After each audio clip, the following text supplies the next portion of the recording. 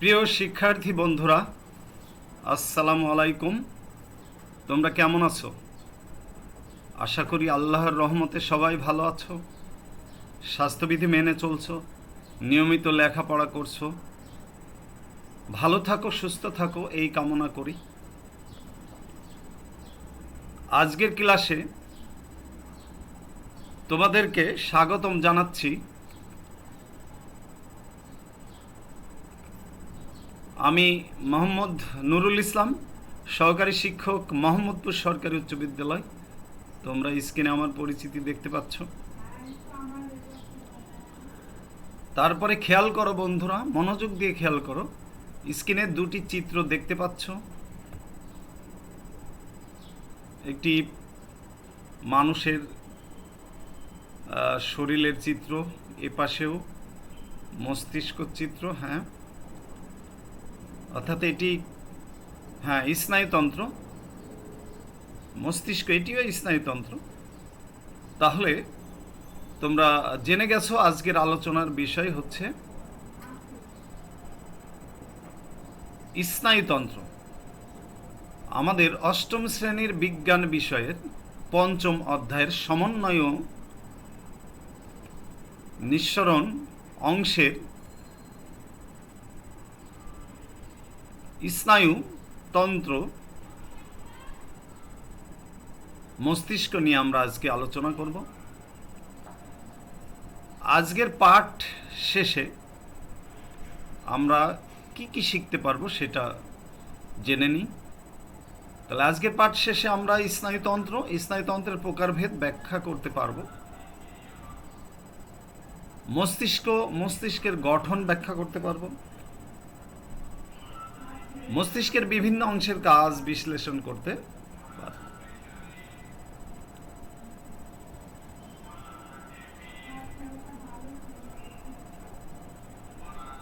স্নায়ুতন্ত্র সম্পর্কে আমরা এর আগের ক্লাসে তোমাদেরকে বলেছি, আজকে আমি আবার বলছি। উদ্দীপনা যেসব তন্ত্র উদ্দীপনা গ্রহণ করে এবং বহন করে, উদ্দীপনায় সাড়া দিয়ে পরিবেশের সাথে সামঞ্জস্য বিধান করে এবং দেহের বিভিন্ন যন্ত্র ও তন্ত্রের মধ্যে সমন্বয় সাধন করে, সেই সকল তন্ত্রকে বলা হয় স্নায়ুতন্ত্র। স্নায়ুতন্ত্রকে তিন ভাগে ভাগ করা হয়।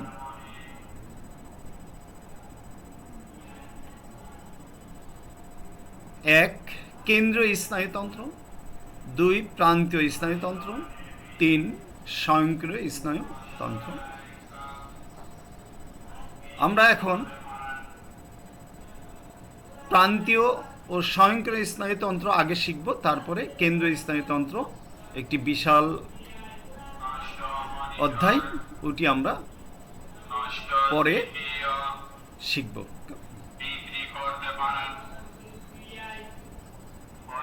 প্রান্তীয় স্নায়ুতন্ত্র, এখানে স্ক্রিনে দেখতে পাচ্ছ বন্ধুরা যে মানুষের শরীরের অংশ। এখানে মস্তিষ্ক, তারপরে মস্তিষ্ক থেকে একটি সোজা সুতার মতো একটি অংশ মেরুদণ্ডের ভিতর দিয়ে চলে এসেছে। আর পাশে এটি কঙ্কালের মতো মনে হচ্ছে। কঙ্কালের মধ্যে দেখো অনেক দাগ, ছোট ছোট শাখা প্রশাখা কিছু অংশ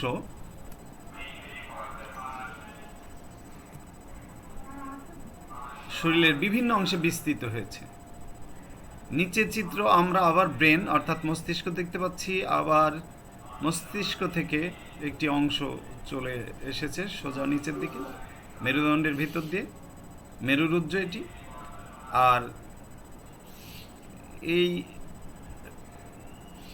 মেরুরজ্জ থেকে আবার মস্তিষ্ক থেকে শাখা প্রশাখার ন্যায় অনেক অংশ শরীরের চারিদিকে ছড়িয়ে পড়েছে। এই মস্তিষ্ক থেকে 12 জোড়া আর মেরুরজ্জ থেকে 31 জোড়া স্নায়ু বের হয়ে শরীরের চারিদিকে ছড়িয়ে পড়ে। এই জন্যে দেখো, এটি কেন্দ্র, কেন্দ্র থেকে শরীরের চারিদিকে অর্থাৎ প্রান্তের দিকে ছড়িয়ে পড়ে। এই জন্য এদেরকে বলা হয় প্রান্তীয় স্নায়ুতন্ত্র। আমরা জেনে নিই, কেন্দ্রীয় স্নায়ুতন্ত্র থেকে নির্গত সমস্ত রকম স্নায়ুসমূহ নিয়ে এই স্নায়ুতন্ত্র গঠিত। এই স্নায়ুতন্ত্র মস্তিষ্ক থেকে নির্গত 12 জোড়া এবং সুষুম্না কাণ্ড থেকে নির্গত 31 জোড়া স্নায়ু নিয়ে গঠিত। এরা সূক্ষ্ম থেকে সূক্ষ্মতর শাখায় বিভক্ত হয়ে শরীরের সর্বাঙ্গে ছড়িয়ে পড়ে। চোখ, কান, নাক, জিহ্বা, দাঁত, মুখমণ্ডল, হৃৎপিণ্ড, পাকস্থলী প্রভৃতি অঙ্গের কাজ নিয়ন্ত্রণ করা এই স্নায়ুতন্ত্রের কাজ। পরবর্তীতে দেখি আমরা কি আছে। এরপরে আমরা দেখতে পাচ্ছি স্বয়ংক্রিয় স্নায়ুতন্ত্র। স্বয়ংক্রিয়, স্বয়ং কথাটা দেখেই বুঝতে পারছ এরা কারো সাহায্য নেয় না।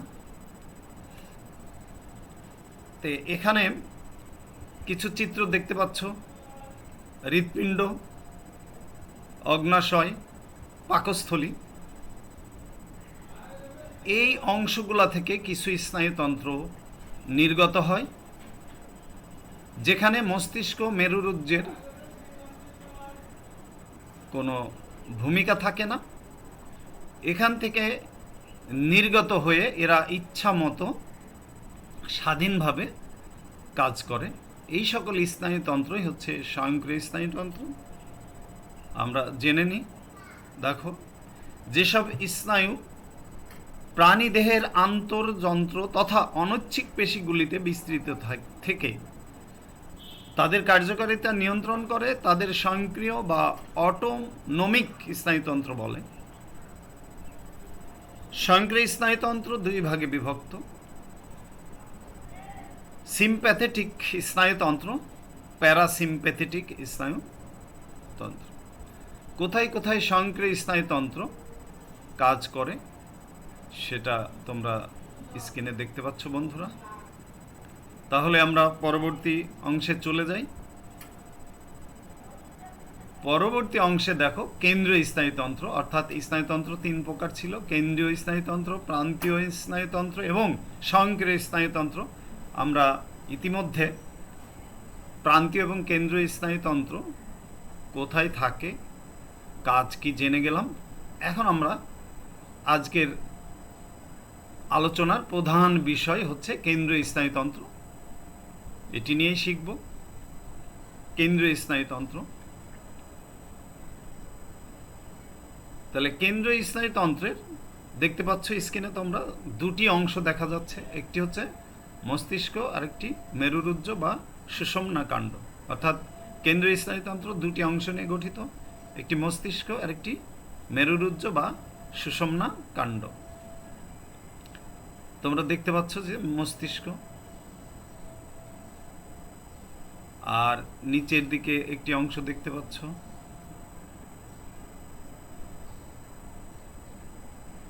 এখানে এই মস্তিষ্ক থেকে একটি অংশ সোজা মেরুদণ্ড ভিতর দিয়ে চলে এসেছে, এটিই হচ্ছে মেরুরজ্জ।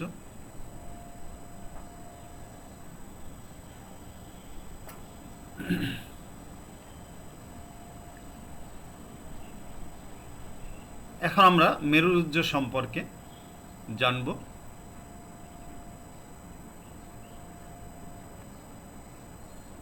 দেখো বন্ধুরা, স্ক্রিনে ছবি দেখতে পাচ্ছ। এই ছবির এটি মস্তিষ্ক, আর মস্তিষ্ক থেকে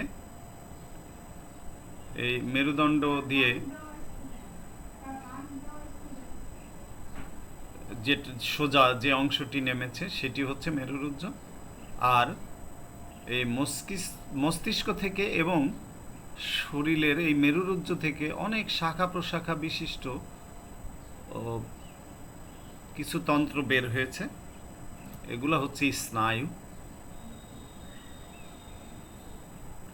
তাহলে মেরুরজ্জ সম্পর্কে আমরা এখন দেখি মেরুদণ্ড। তাহলে দেখা যাচ্ছে যে মেরুদণ্ডের মধ্যে মেরুরজ্জ সংরক্ষিত থাকে, মেরুদণ্ডের মধ্যে মেরুরজ্জ সংরক্ষিত থাকে। মেরুরজ্জ ধূসর পদার্থ থাকে ভিতরে আর শ্বেত পদার্থ থাকে বাহিরে। তাহলে মেরুরজ্জের ধূসর পদার্থ থাকে ভিতরে আর শ্বেত পদার্থ থাকে বাইরে, অর্থাৎ মস্তিষ্কের উল্টো। মেরুরজ্জের শ্বেত পদার্থের ভিতর দিয়ে আজ্ঞাবাহী এবং অনুভূতিবাহী স্নায়ুতন্তু যাতায়াত করে। তাহলে এই মেরুরজ্জের ভিতর দিয়ে আজ্ঞাবাহী স্নায়ুতন্ত্র এবং অনুভূতিবাহী স্নায়ুতন্তু যাতায়াত করে।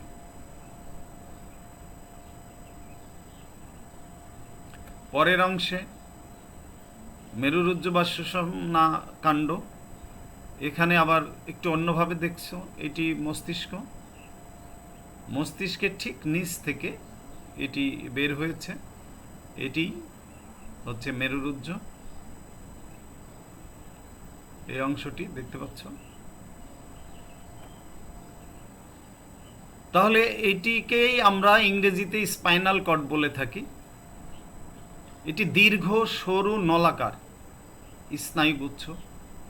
এটি মস্তিষ্কে অবস্থিত কেন্দ্রীয় স্নায়ুতন্ত্রের একটি সম্প্রসারণ, অর্থাৎ এই মস্তিষ্ক এর থেকে এটি সম্প্রসারিত হয়ে বর্ধিত হয়ে নলাকার, নলের মতো আকার ধারণ করে নিচের দিকে চলে এসেছে এবং মেরুদণ্ডের ভিতরে অবস্থিত ও সুরক্ষিত থাকে। সুষুম্না কাণ্ডের মূল কাজ মস্তিষ্ক ও প্রান্তীয় স্নায়ুতন্ত্রের মধ্যে স্নায়বিক ইনপুটের সঞ্চার করা। আমরা বলি এটা মস্তিষ্ক, আর আরেকটি ছিল প্রান্তীয় স্নায়ুতন্ত্র, অর্থাৎ মস্তিষ্ক থেকে এবং মেরুরজ্জ থেকে যেসব স্নায়ুতন্ত্র শরীরের সর্বাঙ্গে ছড়িয়ে পড়েছে সেগুলো ছিল প্রান্তীয় স্নায়ুতন্ত্র। এই দুই স্নায়ুতন্ত্রের মধ্যে স্নায়বিক ইনপুট, অর্থাৎ এখান থেকে বিভিন্ন তথ্য মস্তিষ্কে প্রেরণ, মস্তিষ্ক থেকে আবার সাড়া প্রদান, এই কাজটি এই সুষুম্না কাণ্ডে করে থাকে।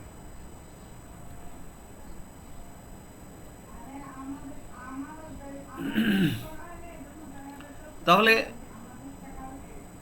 এটি কোথা থেকে কোথায় বিস্তৃত দেখা যাচ্ছে? মেডুলা অবলাঙ্গাটা থেকে, অর্থাৎ সুষুম্না শীর্ষক, অর্থাৎ এই মস্তিষ্কের যে অংশে থেকে এটি বের হয়েছে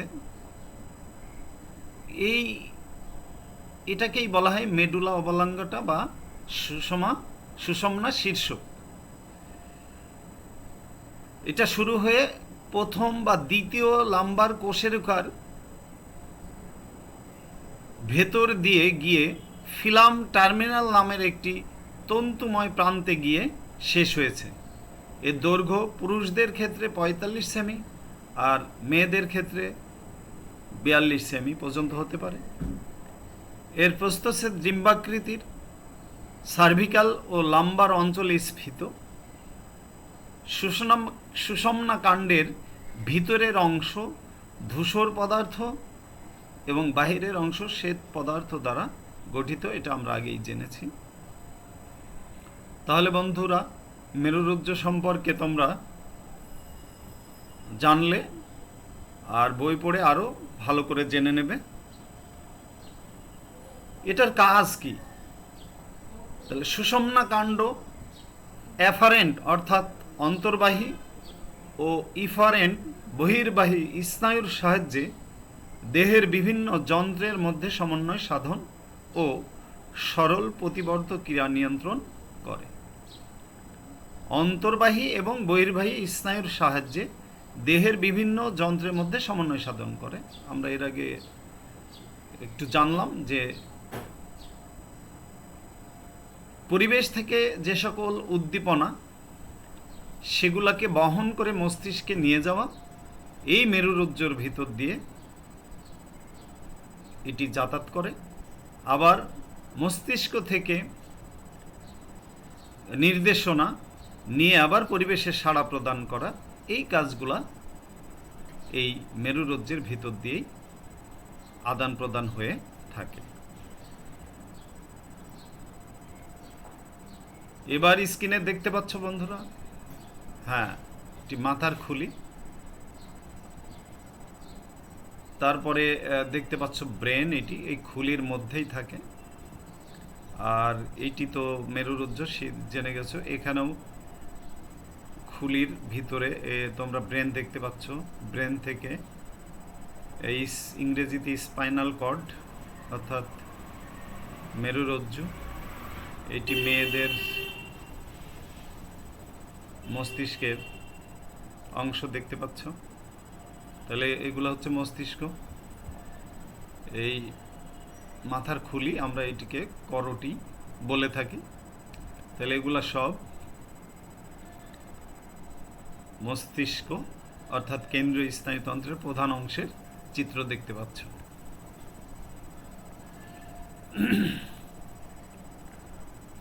তাহলে মস্তিষ্ক সম্পর্কে আমরা জেনে নিই বন্ধুরা। দেখো, মস্তিষ্ক বা ইংরেজিতে এটাকে ব্রেন বলা হয়। আমরা সুষুম্না কাণ্ড সম্পর্কে জানলাম। তাহলে সুষুম্না কাণ্ডের অগ্রভাগে অবস্থিত, অর্থাৎ সুষুম্না কাণ্ড মেডুলা অবল্যাঙ্গাটা অর্থাৎ সুষমা শীর্ষক যেখান থেকে শুরু হয়েছে ঠিক তার উপরে অবস্থিত। এবং করোটি, আমরা খুলির কথা বললাম, মাথার খুলি, করোটির দ্বারা সুরক্ষিত থাকে মস্তিষ্ক।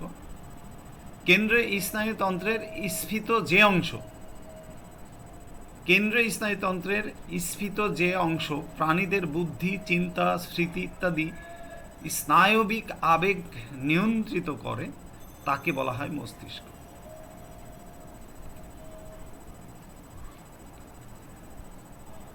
মস্তিষ্ক তিনটি প্রধান অংশ নিয়ে গঠিত। প্রথমেই দেখতে পাচ্ছ অগ্রমস্তিষ্ক অর্থাৎ খুলির, আমরা যে করোটি দেখলাম, খুলির মধ্যে একটি বৃহৎ অংশ, এই যে পেঁচানো, এটিকে অগ্রমস্তিষ্ক বলা হয়। এই দেখতে পাচ্ছ বন্ধুরা, এই অংশটি হচ্ছে অগ্রমস্তিষ্ক। এরপরে মধ্য মস্তিষ্ক, এটি এই অগ্রমস্তিষ্কের ঠিক নিচে অবস্থিত। তোমরা অ্যারো চিহ্নের মাধ্যমে দেখানো হচ্ছে। এটি খুব ছোট অংশ। এরপরে পশ্চাৎ মস্তিষ্ক দেখতে পাচ্ছ, এটি হচ্ছে মস্তিষ্কের নিচের অংশ। তাহলে মস্তিষ্কের তিনটি অংশ, অগ্র মস্তিষ্ক, মধ্য মস্তিষ্ক, পশ্চাৎ মস্তিষ্ক। তোমরা অংশগুলো চিত্রের মাধ্যমে দেখে গেলে শনাক্ত করতে পারবে। দেখি পরবর্তীতে। এখন এই যে অগ্র মস্তিষ্ক, এই অগ্র মস্তিষ্কের উপরে যে আমরা করোটি দেখেছি,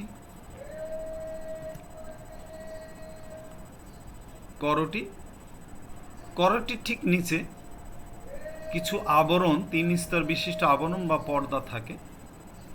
এগুলাকে আমরা মেনিনজেস বলি। তোমরা এখানে দেখতে পাচ্ছ করোটির নিচে এই যে 3 স্তর বিশিষ্ট পর্দা আছে, আবরণ আছে। এখানে এটি করোটির এই পর্দা, এই যে পর্দা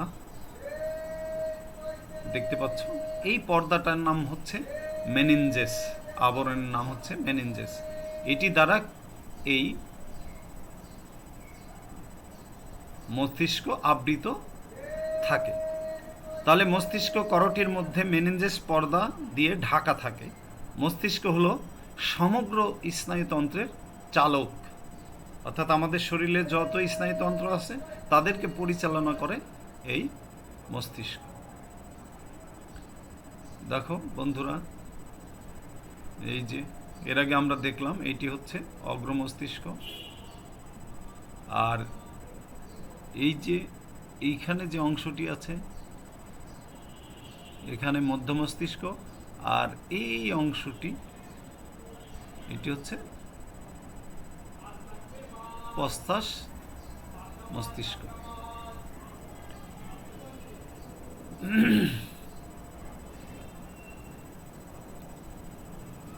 অগ্র মস্তিষ্ক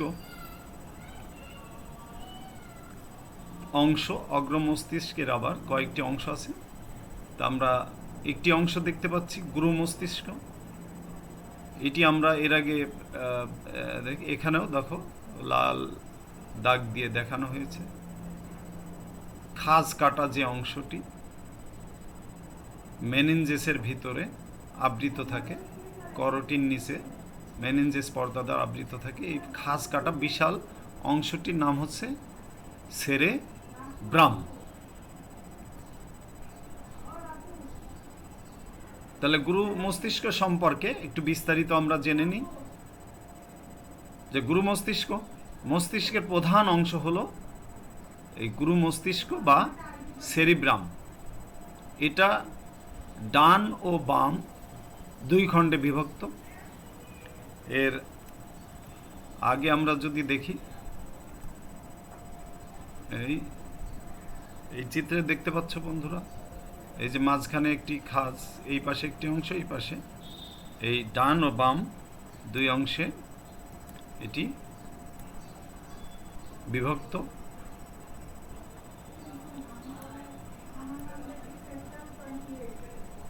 এই ডান ও বাম অংশকে আমরা বলি সেরিব্রাল হেমিস্ফিয়ার।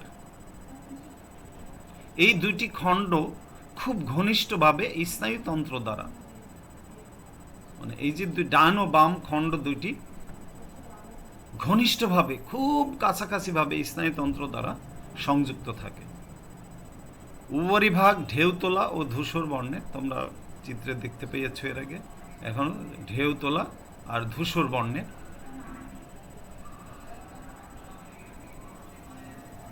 মস্তিষ্কের ভিতরের স্তরের নাম শ্বেত পদার্থ বা হোয়াইট ম্যাটার। শ্বেত পদার্থের ভিতর দিয়ে স্নায়ুতন্ত্র এক স্থান থেকে অন্য স্থানে যাওয়া আসা করে। এটির কাজ দর্শন, শ্রবণ, ঘ্রাণ, চিন্তা, চেতনা, স্মৃতি, জ্ঞান, বুদ্ধি, বিবেক, পেশি চালনা এই অংশের কাজ। এরপরে অগ্র মস্তিষ্কের আরেকটি অংশ দেখতে পাচ্ছ, থ্যালামাস। এটি হচ্ছে এই যে সেরিব্রাম, এর নিচে আমরা আরেকটা চিত্রের মাধ্যমে দেখি। এই যে অংশটি দেখতে পাচ্ছ এটি হচ্ছে সেরিব্রাম। এই সেরিব্রামের নিচে এই একটি চোখের মতো অংশ দেখা যাচ্ছে, এটি হচ্ছে থ্যালামাস। এখানে তোমরা দেখতে পাচ্ছ থ্যালামাসের চিত্রটি, এটি থ্যালামাসের চিত্র। এটি একটি গুরুত্বপূর্ণ অংশ। থ্যালামাস গুরু মস্তিষ্কের নিচে অবস্থিত, অর্থাৎ আমরা সেরিব্রামের ঠিক নিচেই অবস্থিত। ধূসর পদার্থ দিয়ে অংশ, এই অংশটি হচ্ছে থ্যালামাস। বেদনা, ক্রোধ, লজ্জা, নিদ্রা, তাপ, সংরক্ষণ ইত্যাদি এই অংশের কাজ। পরবর্তী অংশে চলে যাই, হাইপোথ্যালামাস। আমরা দুইটি চিত্র দেখতে পাচ্ছি। এখানে এইটি ছিল কি, এই অংশটি ছিল থ্যালামাস। এই থ্যালামাসের এই নিচে একটু, ঠিক থ্যালামাসের সামনেই নিচে একটু বর্ধিত অংশ, এইটি হচ্ছে হাইপোথ্যালামাস। এখানে এইটি ছিল থ্যালামাস, আর থ্যালামাসের নিচের এই যে অংশটি, এটি হচ্ছে হাইপোথ্যালামাস আমরা দেখতে পাচ্ছি। এটিও মস্তিষ্কের একটি গুরুত্বপূর্ণ, অর্থাৎ অগ্র মস্তিষ্কের একটি গুরুত্বপূর্ণ অংশ। এটি থ্যালামাসের ঠিক নিচে অবস্থিত। এগুলো ধূসর পদার্থের পুঞ্জ হিসাবে থাকে। ক্রোধ, লজ্জা, গরম, শীত, নিদ্রা এই অংশের কাজ। থ্যালামাসের নিচে শ্বেত ও ধূসর পদার্থ দিয়ে গঠিত অংশকে হাইপোথ্যালামাস বলে। অর্থাৎ থ্যালামাসের নিচের অংশ শ্বেত ও ধূসর পদার্থ দিয়ে গঠিত, এই অংশটি হচ্ছে হাইপোথ্যালামাস। কাজগুলো আমরা জেনে গেলাম। দেখতে পাচ্ছ তোমরা, অ্যারো চিহ্ন দিয়ে বোঝানো হচ্ছে হাইপোথ্যালামাসের অংশটি।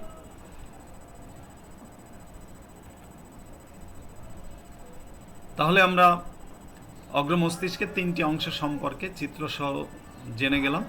এখন আমরা মধ্য মস্তিষ্ক সম্পর্কে জানব। দেখো বন্ধুরা, অ্যারো চিহ্ন দিয়ে বোঝানো হচ্ছে মধ্য মস্তিষ্ক, এই অংশটি, অর্থাৎ ছোট্ট এই অংশটি, অর্থাৎ এই থ্যালামাসের নিচে অবস্থিত অংশটি, এই অংশটি মধ্য মস্তিষ্ক। তো মধ্য মস্তিষ্ক, গুরু মস্তিষ্ক ও পন্স। পন্স মানে এই যে একটু ফোলা অংশ দেখা যাচ্ছে, এটা ব্যাঙ যখন ডাকে তোমরা এরকম একটি অংশ দেখেছ, এটি পন্স। তাহলে পন্সের উপরে আর গুরু মস্তিষ্কের নিচে, গুরু মস্তিষ্ক পঞ্চের মাঝখানে তাহলে অবস্থিত। মধ্য মস্তিষ্ক এটি বিভক্ত অংশ নয়, দৃষ্টিশক্তি শ্রবণ শক্তির সাথে সম্পর্ক যুক্ত। পরবর্তী অংশে চলে যাই বন্ধুরা। এবার আমরা মস্তিষ্কের শেষ অংশটি, অর্থাৎ পশ্চাৎ মস্তিষ্ক নিয়ে আমরা জানব। তাহলে পশ্চাৎ মস্তিষ্ক 3টি অংশ নিয়ে গঠিত। 1 নম্বর অংশটি আমরা দেখতে পাচ্ছি, নাম লেখা আছে সেরিবেলাম। এখানে আমরা মস্তিষ্ক ছবি দেখতেছি। তাহলে এইটি ছিল গুরু মস্তিষ্ক, এই অংশটি, এটি ছিল মধ্য মস্তিষ্ক, আর ঠিক মধ্য মস্তিষ্কের নিচে এই অংশটি দেখা যাচ্ছে।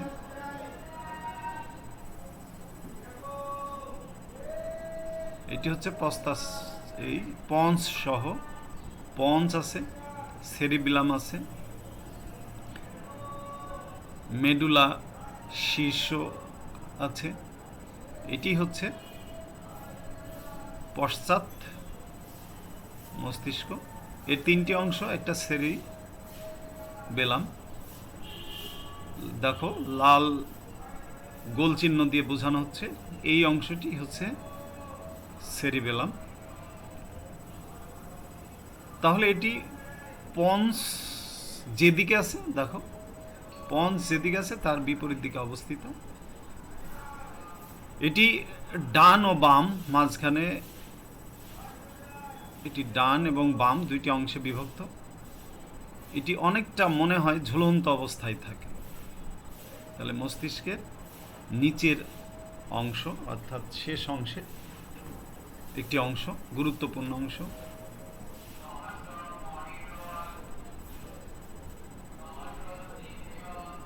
এটির কাজ কি আমরা দেখো, মনোযোগ, ভাষার মতো সূক্ষ্ম কাজের সাথে জড়িত, রাগ আবেগ প্রকাশে এই অংশটি ভূমিকা রাখে। এরপরে আমরা দেখছি পন্স, অর্থাৎ পশ্চাৎ মস্তিষ্কের দ্বিতীয় অংশ পঞ্চ। পঞ্চের কথা আমরা আগেই বলেছি, যখন ব্যাঙ দেখেছো, ব্যাঙ যখন ডাকে তখন ফুল একটা, ঠিক এখানে একটি স্ফীত একটি অংশ দেখা যাচ্ছে। আমরা দেখো গোল চিহ্ন দিয়ে দাগ দিয়ে বোঝানো হচ্ছে, এটি হচ্ছে মূলত পঞ্চের পঞ্চ। এটি গুরুত্বপূর্ণ একটি অংশ। তাহলে এটি কোথায় অবস্থিত? পঞ্চ লঘু মস্তিষ্কের সামনে, অর্থাৎ এটি লঘু মস্তিষ্ক ছিল। তাহলে লঘু মস্তিষ্কের সামনে ও নিচে অবস্থিত। এটিকে মস্তিষ্কের যোজক কলা বলা হয়। যোজক মানে কি? যেটি ব্রিজ বা শাকও আমরা দেখি এক প্রান্ত থেকে অন্য প্রান্তের যোগাযোগ সংযোগ করে, সেটি যোজক। এটি গুরু মস্তিষ্ক, লঘু মস্তিষ্ক, মধ্য মস্তিষ্ককে সুষুম্না শীর্ষের সাথে সংযোজিত করে। দেখো গুরুত্বপূর্ণ ভূমিকা। এটি তিনটা অংশকে, মস্তিষ্কের তিনটা অংশকেই সুষুম্না শীর্ষ, অর্থাৎ মস্তিষ্কের নিচ থেকে যে অংশটি লম্বা বের হয়ে দীর্ঘ অংশটি আসে, সেই অংশটি সাথে এটি সংযোজিত হয় করে। এবার শেষ অংশটি আমরা মেডুলো বা সুষুম্না শীর্ষক, এটি আমরা দেখো অ্যারো চিহ্ন দিয়ে বোঝানো হচ্ছে, অর্থাৎ মস্তিষ্ক যেখানে শেষ তার থেকে শুরু হলো মেরুরজ্জ বা সুষুম্না কাণ্ড। এই সুষুম্না কাণ্ডের শীর্ষবিন্দু, অর্থাৎ মস্তিষ্কের সাথে যেখানে লেগে আছে ওই অংশটি, অর্থাৎ এটি হচ্ছে মস্তিষ্কের বোটা বলা হয় এটিকে। অর্থাৎ মস্তিষ্ক যেখানে বসে আছে যে অংশের উপরে, এটিকে মস্তিষ্কের বোটা বলা হয়।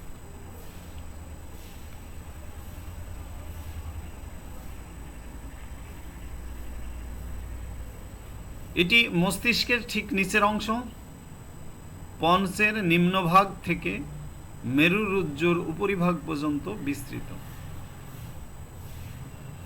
তাহলে মেরুরজ্জের উপরিভাগ আর পঞ্চের নিচের অংশ থেকে মেরুরজ্জের এই উপরিভাগ পর্যন্ত এটি বিস্তৃত। এটি মস্তিষ্ককে মেরুরজ্জের সাথে সংযোজিত করে। এটিকে মস্তিষ্কের বোটা বলা হয়। হৃদস্পন্দন, খাদ্য গ্রহণ, শোষণ ইত্যাদি কাজ এটি পরিচালনা বা নিয়ন্ত্রণ করে থাকে। পরবর্তী অংশে চলে যাই বন্ধুরা। আমরা আলোচনার প্রায় শেষ প্রান্তে চলে এসেছি। কেন্দ্রীয় স্নায়ুতন্ত্রের যে অংশগুলা আমরা শিখলাম, দেখলাম, এখন আমরা এই মস্তিষ্কের যে অংশগুলা শিখলাম সেটির একটি পূর্ণাঙ্গ ছবি এখানে দেখতে পাচ্ছ। তাহলে দেখো বন্ধুরা, উপরে যে শক্ত আবরণটি ছিল এটিকে আমরা বলেছিলাম করটি, তোমরা দেখতে পাচ্ছ। তারপরে এইটি বলতে পারো করটির নিচে যে পর্দা দেখা যাচ্ছে, হ্যাঁ মেনিনজেস মনে আছে। তারপরে মেনিনজেসের নিচে গুরু মস্তিষ্কের অংশ, এইটি সেরিব্রাম। সেরিব্রামের নিচে যে সাদা অংশটি দেখতে পাচ্ছ, এটি লেখা আছে কর্পাস ক্যালোসাম।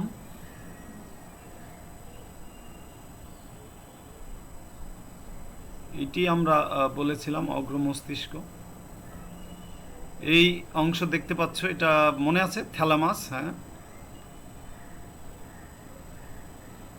থ্যালামাসের এই নিচের অংশ, থ্যালামাসের নিচে যে বর্ধিত অংশটি, এটিকে আমরা বলেছিলাম হাইপোথ্যালামাস। এর কাজগুলো আমরা এর আগে শিখেছি। তাহলে এইটি ছিল গুরু মস্তিষ্ক এবং গুরু মস্তিষ্কের অংশ ছিল কয়টি? তিনটি। সেরিব্রাম ছিল, থ্যালামাস ছিল, হাইপোথ্যালামাস ছিল, অগ্রমস্তিষ্ক।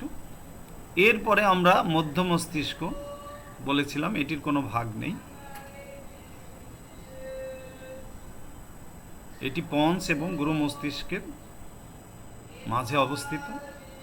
তারপরে আমরা পশ্চাৎ মস্তিষ্ক, এই অংশটি। তো এখানে কি কি অংশ ছিল? তিনটি অংশ ছিল। একটি সেরিবেলাম, এই যে পর্দার মতো অংশ দেখতে পাচ্ছ, এটি দুইটি অংশে বিভক্ত। তারপরে এই সেরিব্লামের ঠিক বিপরীত পাশে আমরা বলেছিলাম ব্যাঙ যখন ডাকে তখন একটি ফোলা স্পঞ্জ মতো, এই অংশটি পঞ্চ। আর পঞ্চের নিচে এই পঞ্চ, এই পঞ্চের নিচ থেকে এই মস্তিষ্কের পর্যন্ত বিস্তৃত মেডুলা অবলাঙ্গাটা। আর এই পুরা যে অংশটা সেটি ছিল সুষুম্না কাণ্ড। তাহলে বন্ধুরা, আমরা মস্তিষ্কের বিভিন্ন অংশ সম্পর্কে আজকে আমরা জানলাম। তোমরা বই পড়ে আরও একটু বিস্তারিত ভালোভাবে জেনে নেবে, তোমাদের উপকার হবে। এখন আমরা সবাই বাড়ির কাজটি লিখে নেব। তোমরা স্ক্রিনে চিত্র দেখতে পাচ্ছ।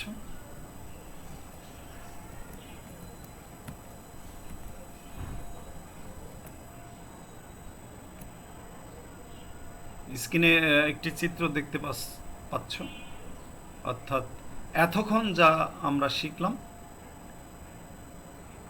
তারই একটি চিত্র। এখানে কোনো অংশের নাম লেখা নাই, দেখতে পাচ্ছ। এই চিত্রটি আমরা আজকে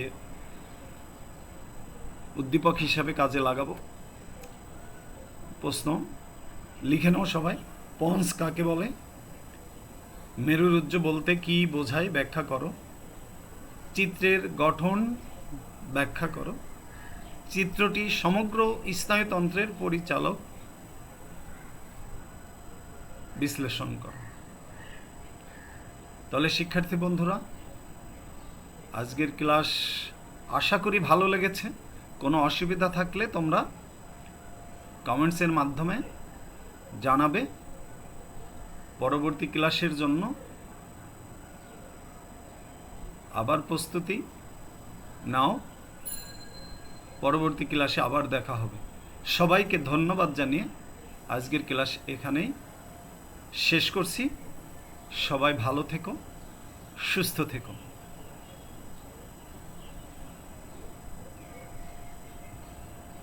সবাইকে ধন্যবাদ জানিয়ে ক্লাস শেষ করছি।